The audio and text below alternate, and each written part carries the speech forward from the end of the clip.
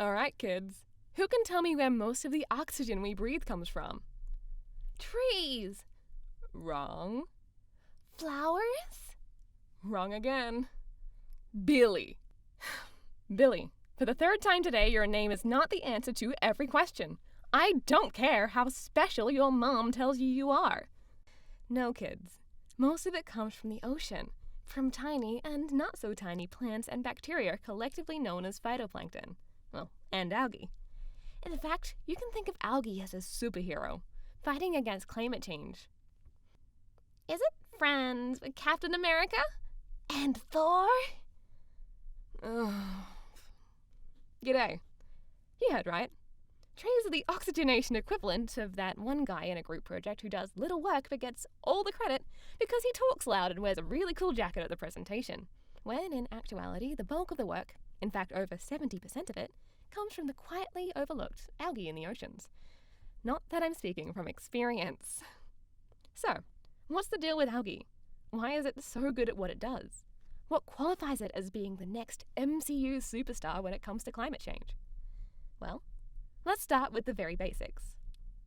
Algae functions the same way all plants do, taking energy from sunlight, some water, and carbon dioxide and converting it into oxygen, carbohydrates, and more water in a process we call photosynthesis.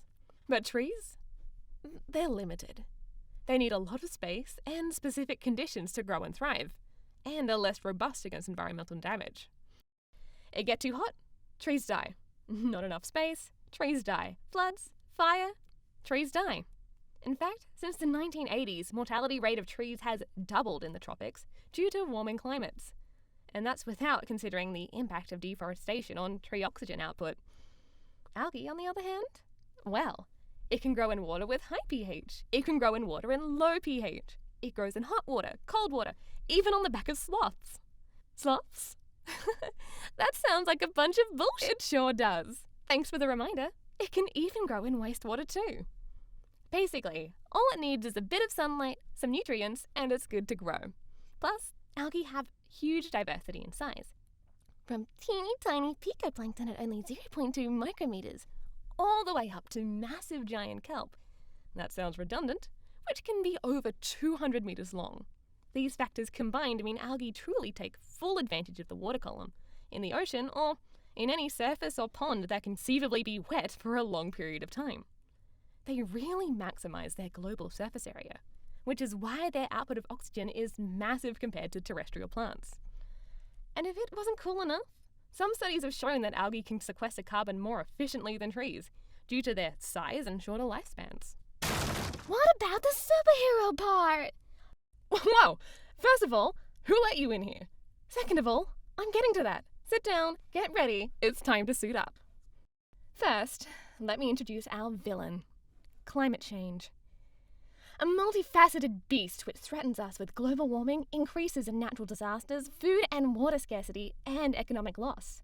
There is no greater threat to our current way of life, only we created the beast through our consumption and careless disregard for our planet. Greenhouse gases are the major contributing factor to climate change, with 25% of them being generated through electricity and heat production, 24% coming from agriculture, 21% from industry, and 14% from transportation.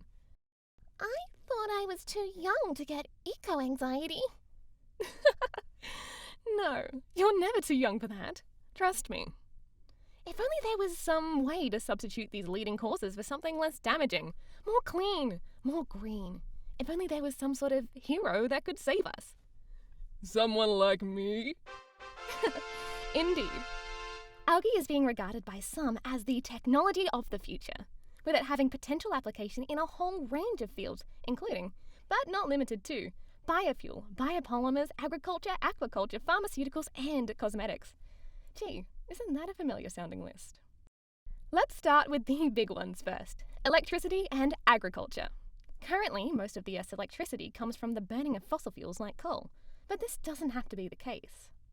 It may not sound like algae can contribute much to electricity generation, but looks can be deceiving. Algae biofuel, sometimes called algal oil, is being developed as an alternative to fossil fuels, where the lipids contained in algae are extracted to create an oil that can power generators.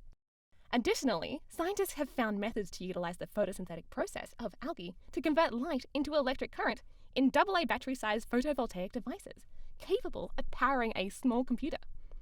But the place our hero can have the biggest impact is in food production and agriculture. The problem with agriculture is that it uses huge amounts of space and water and is super sensitive to extreme weather events. All problems which are more and more prevalent under climate change, leading to an increase in food scarcity fundamentally incompatible with growing populations. Agricultural land covers 38% of Earth's surface, with only 1/3 used as cropland, while the rest is pasture for livestock. Livestock itself is hugely inefficient, particularly beef and dairy production, as it produces a huge amount of methane, a greenhouse gas even more potent than CO2. If cattle were a country, it'd be the 3rd largest producer of greenhouse gases in the world. And I thought I was gassy. Additionally, it takes a lot of food to feed a cow, taking approximately 9 kilograms of feed for just 1 kilogram of beef. So, where does algae come in? The real question is, where doesn't it? One approach is using a red algae called that as an eco-friendly feed, one that takes up less space compared to traditional crops to produce, and that can reduce the amount of methane output of cows by 80%. Or another approach is using algae itself as an alternative protein, texture agent, flavoring, and coloring in substitute for meat-based food. It can be scrambled into an egg-based substitute that even smells the same. And there's even a species, Dulce palmaria, that tastes exactly like bacon. And, like I mentioned earlier, fats can be extracted from algae and turned into oils, but not just for fuel. They can be turned into butters to further lessen cattle demand. Think about how big of an impact widespread adoption of these technologies would have on agriculture emissions. And remember how I mentioned 21% of emissions came from industry? Biotech companies are investigating means of converting algal proteins and sugars into completely biodegradable bioplastic, capable of replacing the petroleum-derived products we use today. So, how do you farm enough algae for all of this? It must take heaps of space, right? No. Were you paying attention? As I said earlier, algae grows in nearly every condition. As such, we can take advantage of land and water unsuitable for other use. Huge farms already exist, and they require a fraction of the resources conventional methods would require. Plus, it has the added benefit of being carbon negative and can purify wastewater. Plus, they look really cool. So, to summarize, it's cooler than trees, can massively reduce emissions from industry, agriculture, and power production, and it's incredibly space efficient and easy to grow. Algae is exactly the hero we need right now.